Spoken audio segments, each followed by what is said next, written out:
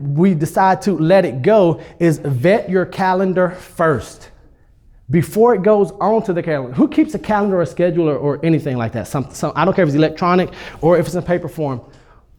Who has the bad habit of when someone says something to you, you say, yeah, I'll do it. Yeah, I'll do it. And then you put it on your calendar. Nope. Raise your hand high. She did it. And then she put her hand. See, that's exactly, she like, got me. All right. So what you want to do, you want to vet your calendar first. Rohn said, has a saying, when in doubt, say no. Don't let your mouth overload your back. When in doubt, say no. Don't let your mouth overload your back. So Neal, how do we know what we should let go of? If it's not moving you closer towards your goal, it should be no. So Darren Hardy, he was one of the publishers of the Success magazine, one of my mentors. And the way that he decides what goes on the calendar, if it's not hell yes, then it's hell no. If one of your friends, colleagues, or someone, if they ask you, hey, can you do this? Can we meet? If it's not hell yes, it's hell no. All right? That is one of the best pieces of advice I can give you to vet your calendar first. How many times have we said yes to something that we should have said no to? It happens all of the time. Who's at fault for that? We are. Because it's my job to get you to do what I want when I want it. Grant Cardone. Any Grant Cardone fans in here?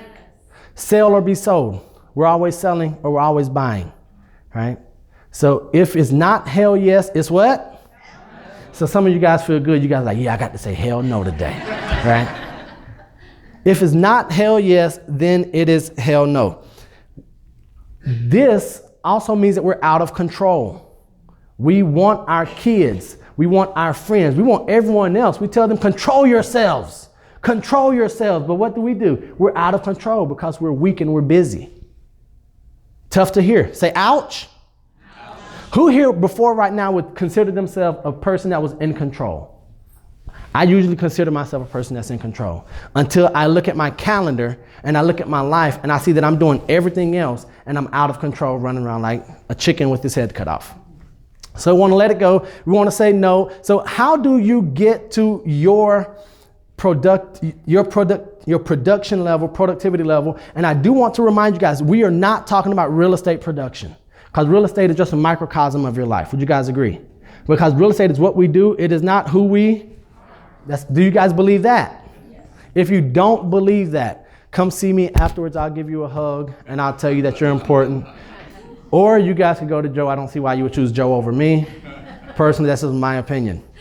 So how do we get to a position where we can say no to more things? Who here has told you that you need to be more committed? Everyone been told they need to be more committed to whatever it is. You need more commitment. False. We need less commitment.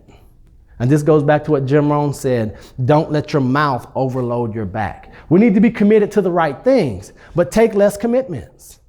So we want to have fewer things on our calendars. We just want to have more of the right things. All right. So when you look at your calendar, the first things that